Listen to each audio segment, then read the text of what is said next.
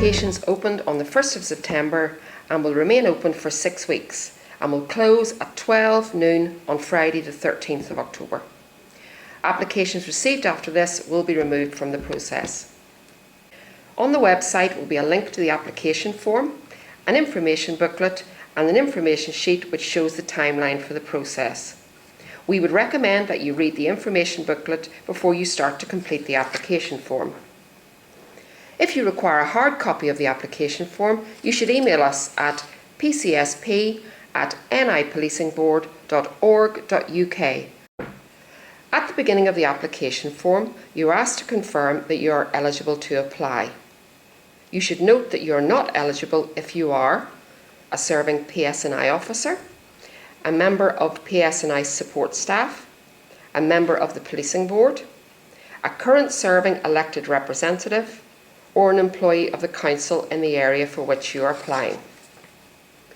You will also be deemed ineligible if you have not signed the Declaration Against Terrorism contained in Section 6 of the application form, or have, in the last 5 years, served all or any part of a prison or detention sentence, or have been released from a prison or detention sentence on licence or in pursuance of a grant of remission.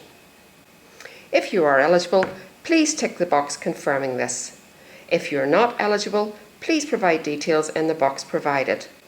Failure to answer the eligibility section will result in your application being removed from the process. As you progress through the application form, you will note that some answer boxes have word limits, and you will not be able to exceed these on the e-application system. You must also abide by the word limits if you are completing a hard copy application form, as any words exceeding the limit will be redacted. I will now take you through the application form, starting with Section 1. In Section 1, we need your personal details, including your name, any previous surnames you have been known by, your present address, a contact telephone number and your email address. This information will only be used as contact details, and only your name will be shared with interview panels if you progress to this stage. Next, we need you to indicate by ticking the appropriate box which PCSP you wish to apply to. Remember, you must either live in or have a close connection to the relevant PCSP district. If you do not live in the PCSP district for which you are applying, we will ask you to outline your close connection to the PCSP district in Section 2. For applicants applying to Belfast, you may opt to serve on the Belfast Principal PCSP and or one or more district PCSPs in Belfast by ticking the relevant boxes. If you have selected a DPCSP that you do not live in, we will ask you to provide information in relation to your close connection with the DPCSP under Section 2. If you have selected more than one DPCSP, please let us know in the box which DPCSP you have the closest community connection to. You may now move to complete Section 2, which focuses on how you meet the selection criteria. Firstly, we would like to ascertain your involvement with the PCSP or DPCSP district to which you have applied. We would ask you to name the council area that you live in, and we would also like to know the specific DEA area you live in. Next, we would like to know if you live in the council area for which you have applied. If you've answered no, please let us know in the box provided the nature of the close connection you have with the council area for which you have applied. For example, you may be a community worker in a different PCSP district or a member of the business community. If you have applied for the Belfast DPCSPs, we require some additional information. Please tell us whether you live in the DPCSP area or areas that you are applying to. If you have answered no, please provide in the relevant box your close connection to the DPCSP. For example, again, you may be a community worker in a different DPCSP district or a member of the business district. Next, we need you to provide your experience in relation to the 3 key criteria. Starting with Criterion 1, consultation and community engagement.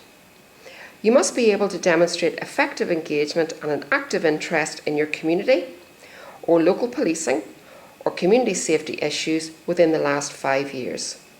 You should do this by providing examples, including details of organisations, colleges, community groups, etc. that you have been involved with, what your role was, and provide the relevant dates to allow us to determine that your experience is within the last 5 years. Your answer will be restricted to 500 words, and to pass shortlisting, you need to score a minimum of 4 out of 5 in this criterion. Under the second criterion, team working, you should tell us about your experience of working as part of a team in order to achieve an objective. This could be a current example or something that you've done in the last 5 years. Don't forget to tell us all about the objective and what your role was. Again, you have 500 words to do this, and to pass shortlisting, you must score a minimum of 3 out of 5 in this criterion. Criterion 3 focuses on your communication skills. You must be able to communicate effectively, orally and in writing. Therefore, you should provide us with an example of when you've used different ways or approaches to help you engage effectively and get your message across. Don't forget to tell us about the situation and what your role was.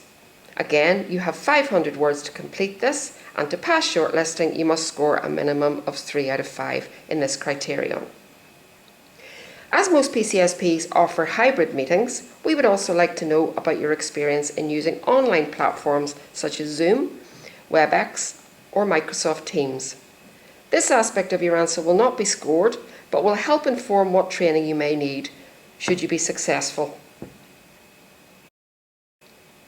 Moving to section 3.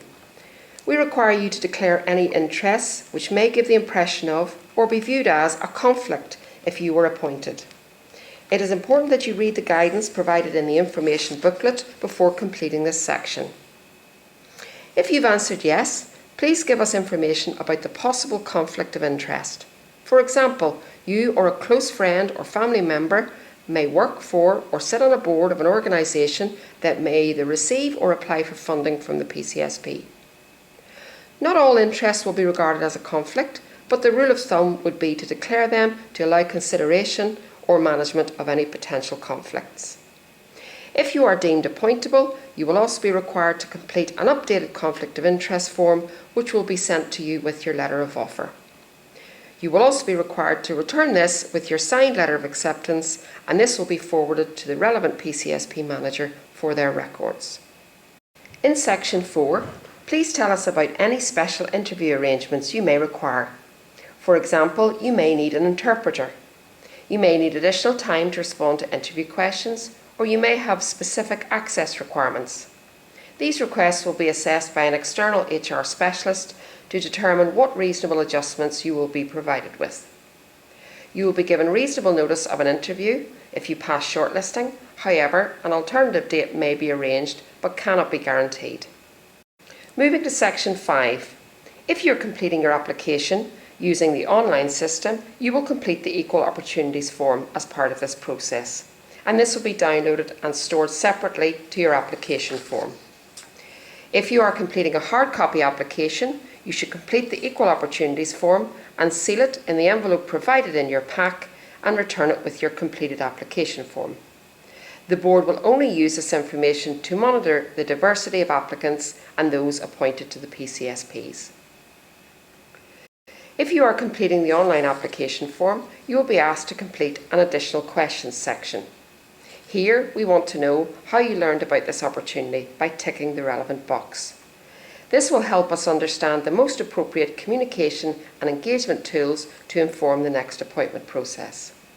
If you are completing the hard copy application form, you will be asked to provide this at the end of the form. Once you get to section 6, you're nearly at the finish line. In this section, you're required to sign the Declaration Against Terrorism. This is a legislative requirement to allow you to serve as a PCSP or DPCSP member. Please date and sign it, and don't forget to check and double check that all other sections have been completed. And if you're completing a hard copy application form, that you have filled in the Equal Opportunities form, sealed it in the envelope provided, and included it with your completed application form in the free post envelope provided. Finally, Don't forget to hit submit before the closing date and time if you're completing the online form. And if you are completing a hard copy, don't forget to use the free post envelope to return your application form along with your completed Equal Opportunities form, which should be sealed in the envelope provided. And make sure it's posted back to us in time to meet the deadline. As a reminder, the deadline is 12 noon on Friday the 13th of October. All that is left is to thank you again for your interest in becoming an independent PCSP member and wish you good luck with your application.